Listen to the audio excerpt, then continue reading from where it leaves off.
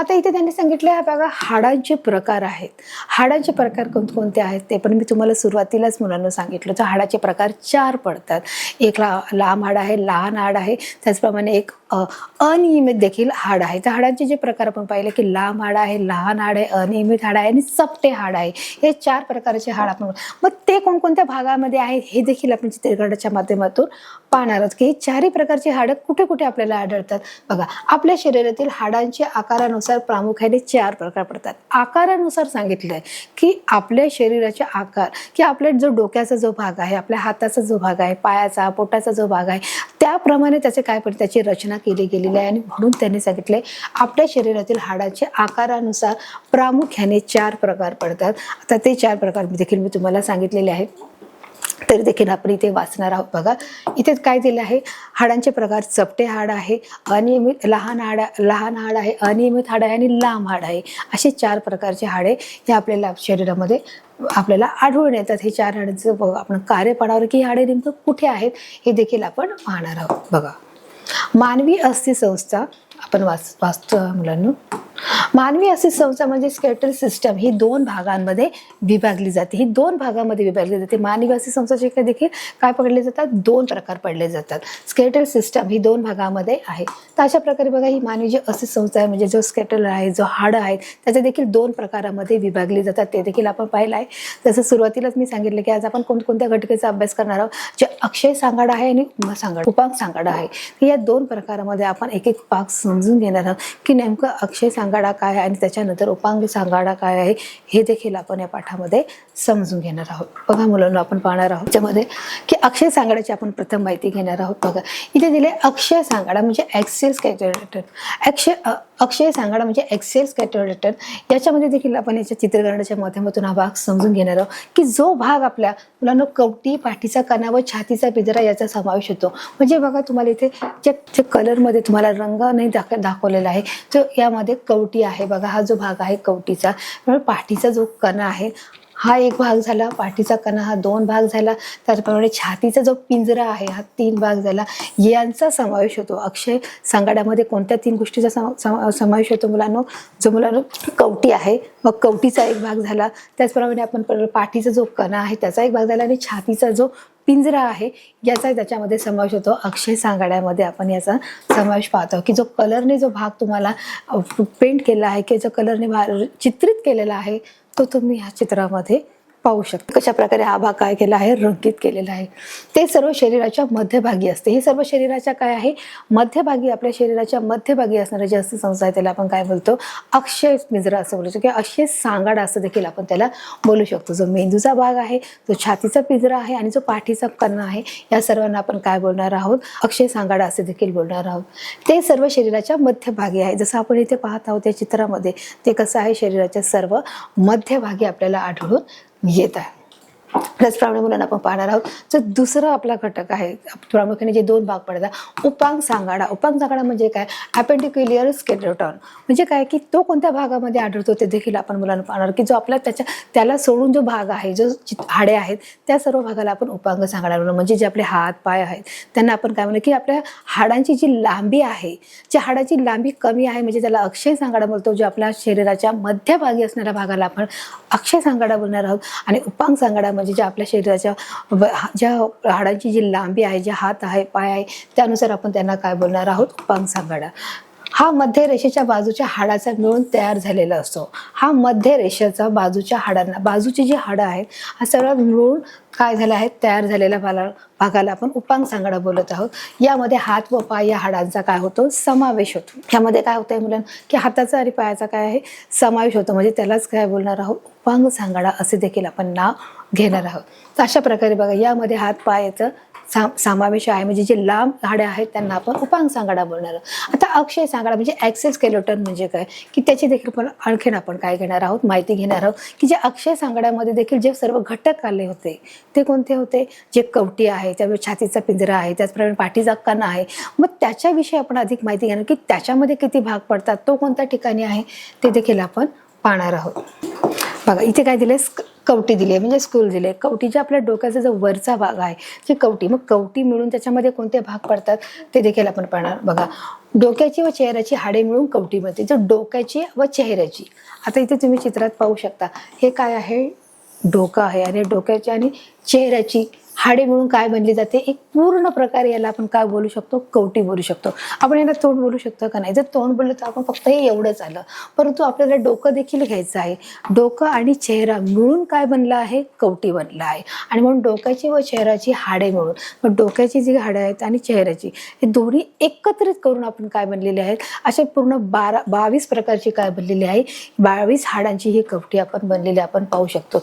यातील हाडे आकाराने सपाट व मजबूत असतात.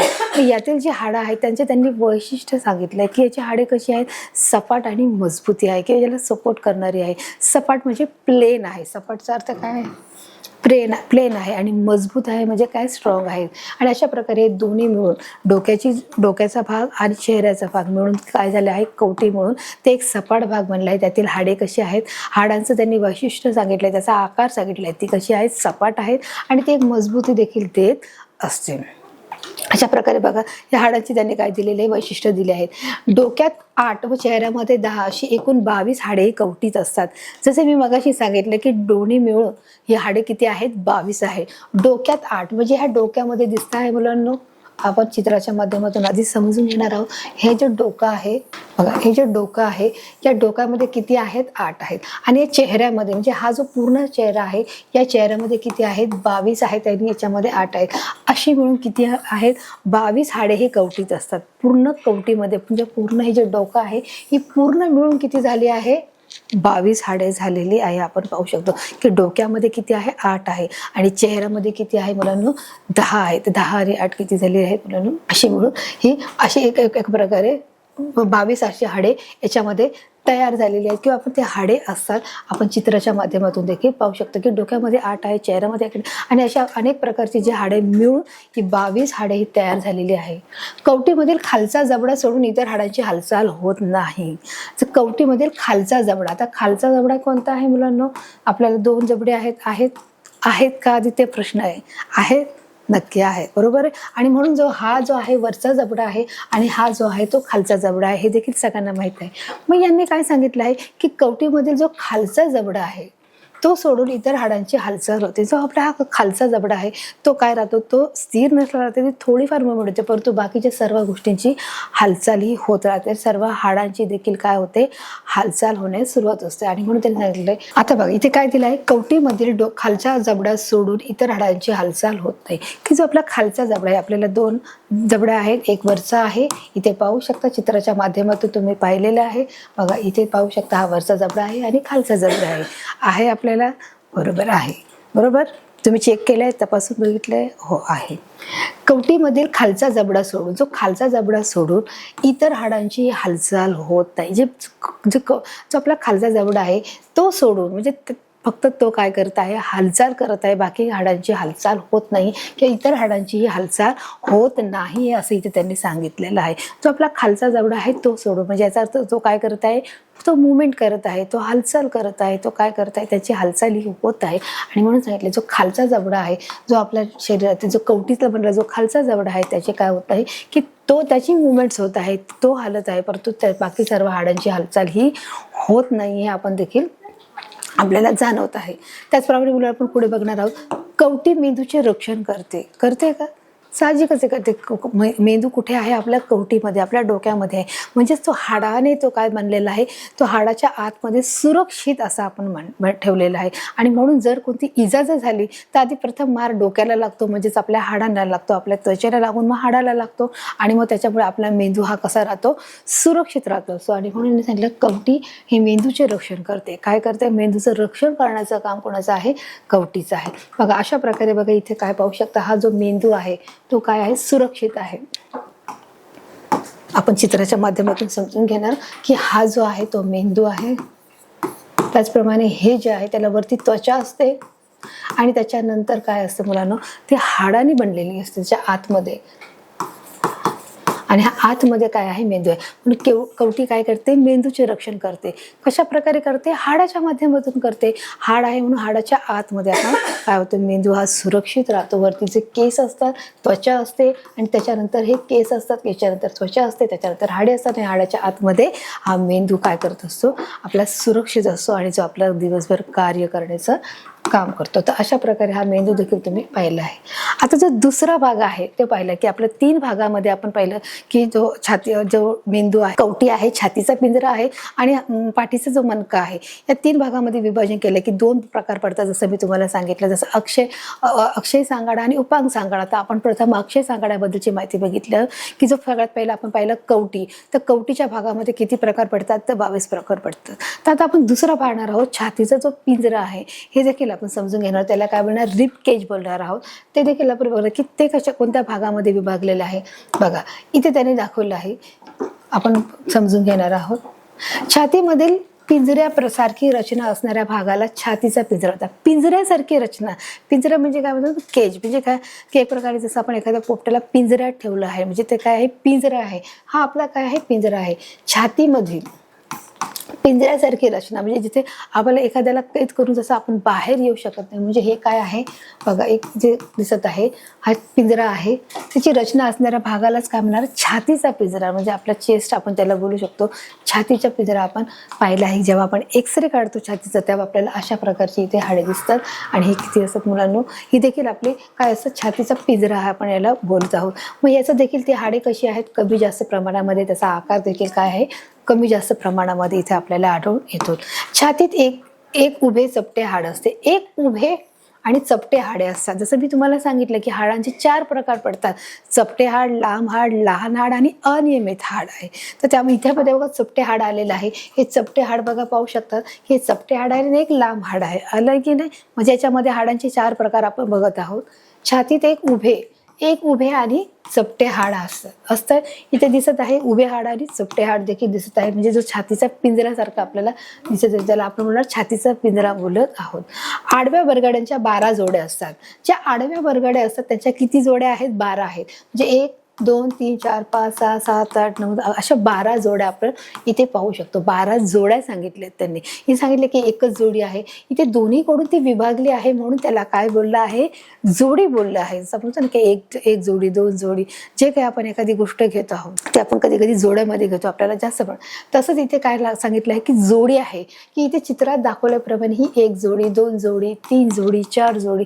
जेव्हा 2 गोष्टी असतात एकत्र मिळून, तेव्हा त्याला आपण काय बोलतो, जोडी बोलतो. आणि मग तसंच आपल्या छातीचा जो पिंजरा आहे, जो बरगडे आहेत, त्याला आपण काय बोलतो, आडव्या बरगड्याच्या 12 जोड्या आपल्याला इथे चित्रामध्ये आढळून येत आहेत. अशा प्रकारे 12 आपण पाहू शकतो. त्याला उरस्ती म्हणजेच काय, स्टेरियम असे म्हटले जाते. म्हणजे त्याला काय म्हटले जाते, उरस्ती म्हणजेच काय आहे, स्टेरियम असे म्हटले जाते. या सर्व जे प्रकार, जे 12 जे जोड्या आहेत त्याला काय म्हटले जाते, युरसी म्हणले जाते. आडव्या बरगड्यांच्या 12 जोड्या असतात. या आडव्या आहेत त्या कशा आहेत, 12 आहेत. व या 25 हाडाचा छातीचा पिंजरा असतो. असे सर्व मिळून 25 हाडाचा छातीचा पिंजरा असतो, की जे 25 जेव्हा हाडं एकत्र देतात तेव्हा आपण बोलू शकतो की हाडाचा हा पिंजरा आहे किंवा हे हाडाचे बरगडे आहेत. आपण बोलू शकतो की अशा प्रकारे एका ते गुंफलेले असतात आणि ते पाठीच्या कण्याला जॉईंट झालेले असतात, त्याचा सपोर्ट घेतलेला असतो. म्हणून हे 25 हाडांचा छातीचा हा काय झाला, हा परिपूर्ण पिंजरा इथे तयार झालेला आपण पाहू शकतो. तो मागून पाठीच्या कण्याला जोडलेला असतो. जसं मी आता सांगितलं, तो कुठे जॉईंट केलेला आहे, जो मागचा जो कणा आहे आपला, या कण्याला ते काय केलेले आहेत, जॉईंट केलेले आहेत. की आपल्या छातीकडून जाऊन ते पाठीमागे ते काय केलेलं आहे, ते जॉईंट केलेलं आहे. म्हणजेच काय, पाठीच्या कण्याला जोडलेले असतात. जॉईंट करणे म्हणजेच काय आहे, जोडलेलं आहे. हृदयाचे रक्षण करतो आणि त्याच्यामुळे तो काय करत आहे, हृदयाचे रक्षण देखील करण्याचं काम आहे ते कोण करत आहे, जो बरगडे आहेत ते काम करत, जे हृदयाचे रक्षणाचं देखील ते काम करत आहे. कुलपासारख्या आकाराचे हाडे एकमेकांना उभी सरळ जोडून पाठीचा कणा तयार झाला आहे. आता बघा, हे जे चित्र तुम्हाला दाखवलं आहे, हे चित्र कसलं आहे आपण पाहू शकणार आहोत की कुलपासारखा आकार. कुलपासारखा आकार म्हणजे काय आहे मुलांनो, आपण बघू शकता इथे काय आहे, कुलपासारखं म्हणजे की आपल्या घराला जे लॉक असतं, की आपण बाहेर जाताना जसं आपण लॉक लावतो, की त्या लॉकला कसं कुलपासारखं, जसं हे कसं आहे, कुलूप आहे. काय आहे, इथे असं कुलूप दाखवलं दिसतंय तुम्हाला, हे काय आहे, कुलूप. कुलपासारख्या आकाराची हाडे एकमेकांशी उभी सरळ जोडलेली आहेत. की ती कशी जडली, उभी सरळ जोडून पाठीचा कणा तयार होतो. तर अशा प्रकारे बघा हा वेगळा हा जो भाग आहे, हे चित्र तुम्हाला वेगळा इथे करून दाखवलेलं आहे की ते कशा प्रकारे आकारामध्ये असतं. त्याच्यामुळे आपण पाठीचा कणा हा नेहमी जर ताठ ठेवला तर आपण ताठ उभे राहू शकतो. परंतु जर आपण तो असं वाकून बाक करून बसत असतो तर त्याचा आकार काराकाराने काय होतो, बाकलेल्या अवस्थेमध्ये आपल्याला दिसून येतो आणि मग आपलं जे शरीर आहे ते पुढे झुकल्यासारखं होतं. म्हणून शाळेमध्ये सरळ जे शिक्षक असतात ते बोलत असतात की सगळ्यांनी ताठ बसायचं आहे. ताठ का बसायचं आहे, जो आपला हा पाठीचा कणा आहे हा कसा आहे, ताठ असला पाहिजे, जेणेकरून आपल्याला पुढे प्रॉब्लेम येऊ नये. आणि त्यामुळे आपण जर झुकलेलं असतो तर आपल्याला अजून प्रॉब्लेम तयार होतात. म्हणून आपण काय केलं, आपला जो पाठीचा कणा आहे कसा असला पाहिजे, ताठ असला पाहिजे. इथे त्यांनी सांगितले कुलपासारख्या आकाराची हाडे एकमेकांशी उभी सरळ जोडून पाठीचा कणा तयार होतो. पाठीचा कणा कसा तयार होतो त्यांनी इथे सांगितलेलं आहे. कुलपासारख्या आकाराची उभी आणि सरळ एकमेकांना जोडलेली जी हाडं आहेत ती एकत्रित मिळून पाठीचा कणा अशा प्रकारे तयार होत असतो. बघा इथे बघा चित्रामध्ये अशा प्रकारे यांनी दाखवलेलं आहे. पाठीच्या कानात एकूण 33 हाडे असतात. पाठीच्या कानात किती आहेत, एकूण 33 हाडे असतात. जसं आपण पाहिलं कवटीमध्ये किती आहेत, 22 आहेत. त्याचप्रमाणे इथे पाठीच्या कानामध्ये किती आहेत, 33 हाडे ही पूर्णपणे त्याची साखळी आहे. जी कुलपासारखी जी हाडं दिसतात ती कशी आहेत, एकूण 33 हाडे आपण याच्यामध्ये देखील पाहू शकतो. किती प्रकारची आहेत, 33 प्रकारची हाडं आपल्याला याच्यामध्ये एकमेकात जॉईंट केलेली आढळतात. यापैकी प्रत्येकाला मनका किंवा वेर्टेब्रा असे देखील म्हटले जाते. वेर्टेब्रा काय बोलले जाते, वेर्टेब्रा म्हणजेच काय, प्रत्येकाला मनका, म्हणजे आपण त्याला पाठीचा कणा बोलू शकतो किंवा आपण त्याला मनका देखील बोलू शकतो की हा जो भाग आहे तो कसा आहे, मनक्याचा भाग आहे आणि त्याला आपण काय बोलू शकतो, मनका असं देखील बोलू शकतो. ती सर्व हाडे लवचिक असून एकावर एक रचलेली असतात. आता ही जी हाडं आहेत ती कशी आहेत, लवचिक आहेत, की ती स्ट्रेचेबल आहेत, की ज्याप्रमाणे आपण झुकतो, ज्याप्रमाणे आपण मागे जातो, आपण पुढे जातो, आपण राईटला वळतो, आपण लेफ्टला वळतो, तर ती कशी आहे, स्ट्रेचेबल आहे. म्हणून ती कशी आहे, लवचिक इथे दाखवलेलं आहे. बाकीचे जे हात, आपल्या हाता आणि पायाची जी हाडं आहेत ती कशी आहेत, ती मजबूत आहेत, ती लवचिक नाही, ती कशी आहे, कठीण आहे आणि कडक आहेत. आणि जो आपला पाठीचा मनका जो आहे तो कसा आहे, तो लवचिक आहे. म्हणून त्यांनी सांगितलं ती सर्व हाडे लवचिक असून एकावर एक रचलेली आहेत. जसं आपण बघा एखादं जे पाण्याचं भांडं आहे की आधी मोठा हांडा, मग छोटा हांडा, मग छोटा हांडा आणि त्याच्यानंतर मग कळशी, त्याच्यानंतर तांब्या, हे आपण कसं एकमेकावर रचून ठेवलेलं असतं. त्याचप्रमाणे ही जी आपली जी हाडं आहेत ही एकमेकावर काय केली आहेत, रचलेली आहेत, ती एकमेकांमध्ये हाडामध्ये गुंतलेली आहेत आणि मग तो पाठीचा कणा तयार होतो. 33 हाडांनी हे काय आहे, बनलेलं आहे आणि ही सर्व हाडे लवचिक आहेत. जर ही पाठीचा मनका हे लवचिक नसतात तर काय झालं असतं मुलांना, तुम्ही विचार केलं की आपल्याला बेंड होता आलं असतं का, आपल्याला मागे पुढे होता आलं असतं का, आपल्याला राईट लेफ्ट होता आलं असतं का, तर निश्चितच होता आलं नसतं. आणि म्हणूनच जो आपला पाठीचा जो कणा आहे, जो मनका आहे, तो काय केलेला आहे, त्याची जी हाडं आहेत ती लवचिक ठेवलेली आहेत, जेणेकरून आपल्याला उठायला बसायला किंवा मागे पुढे होण्यासाठी देखील आपल्याला सोयीस्कर जावं, यासाठी निसर्गतः परमेश्वराने देवाने केलेली ही एक रचना आहे. आणि म्हणून इथे सांगितलं की ही सर्व हाडे कशी आहेत, लवचिक असतात आणि ती एकमेकावर देखील रचलेली आहेत, अशा या चित्रात दाखवल्याप्रमाणे.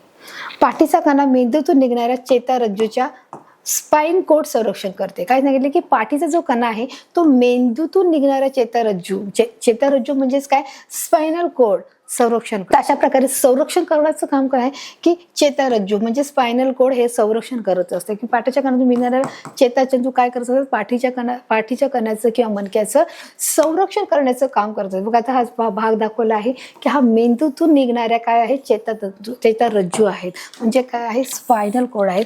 आणि स्पायनल कोड काय करत आहे, काम करण्याचं सांभाळत आहे की जो पाठीचा कणा आहे, जो पाठीचा मणका आहे, तो काय करत आहे, सांभाळण्याचं जे काम आहे ते करत आहेत. बघा अशा प्रकारे बघा हा जो कणा आहे तो तुम्हाला इथे लाल रंगामध्ये इथे दिसून आलेला आहे. मानवी शरीरातील सर्वात लांब आणि मजबूत हाड मांड्यांमध्ये असते. ज्या मानवी शरीरामध्ये ज्या मांड्या जो भाग आहे त्याच्यामध्ये सांगितलं की मानवी शरीरातील सर्वात जो लांब भाग आहे आणि मजबूत आहे, जो शरीरातील सर्वात लांब आणि मजबूत भाग हा कुठे आहे, तो मांड्यांमध्ये आहे. त्यांनी सांगितलं आहे की अशा प्रकारे मांड्यांमध्ये तर काय सर्वात लांब आणि मजबूत भाग आहे. आपल्या 2 कानामध्ये 3 हाडे असतात. त्यांनी काय सांगितले, आपल्या 2 कान आहे, ज्या 2 कानं आपण ज्या कानाने ऐकतो, सगळ्यांकडे कान आहे निश्चितच आहे, बरोबर. म्हणून तर तुम्ही माझं ऐकत आहात मुलांना, बरोबर.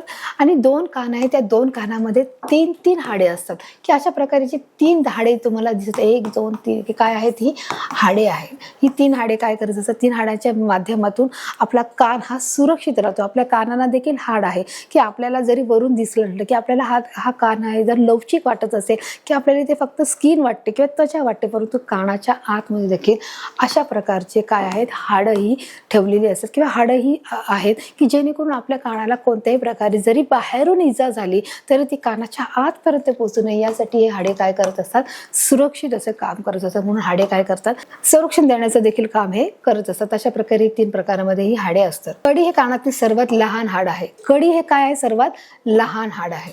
कडी म्हणजे आपल्या कानामध्ये जे 3 हाडे आहेत, त्या कानामधले जे कडी आहे सर्वात काय आहे, त्याच्यामधलं लहान हाड आहे. मग ते कोणतं लहान हाड आहे आपण ते बघणार आहोत. बघा याच्यामध्ये तुम्हाला कोणतं लहान हाड दिसत आहे, बघा याच्यामधलं तुम्हाला सर्वाधिक कडी, की जो आपला कडी आहे हे सर्वात कसं आहे, लहान हाड आहे त्यांनी सांगितलं. आणि हे काय करत आहे, आपल्या कानांना संरक्षण देण्याचं काम करत आहे. उपांग सागाडा, ॲप्रिडिक्युलर स्केलेटन. मानवी शरीरातील 2 हात व 2 पाय यामध्ये विविध हाडे असतात. 2 हात आणि 2 या पायामध्ये देखील काय आहे, विविध हाडे असतात व ती एकमेकांना सांध्याने जोडलेली आहेत. कशा प्रकारे जोडली आहेत, सांध्याने जोडण्याचं काम हे केलेलं आहे, की जे सांधे आहेत. मग आता आपण पाहणार, जसं आपण पाहिलं की आज आपण आपल्या घटकामध्ये काय शिकणार आहोत, सांधे व सांधेचे प्रकार शिकणार आहोत. मग 2 आणि हात पायांना जोडणारा काय आहे, सांधा आहे. ती एकमेकांना सांध्याने जोडलेली आहेत, हे देखील आपण पाहणार. आता आपण पाहत आहोत उपांग सागाडा, त्याच्याबद्दल आपण माहिती घ्यायला. जे लांब हाडे आहेत, जे हात आणि पायाने जॉईंट केले आहेत, ते कशाने केलं आहे, सांध्याने जोडलेलं आहे. आणि त्याच्यामार्फत काय होत आहे, हे एकमेकांना जॉईंट केलेलं आहे. आपण ते देखील पाहणार. आपण याची माहिती दुसऱ्या भागामध्ये घेणार आहोत.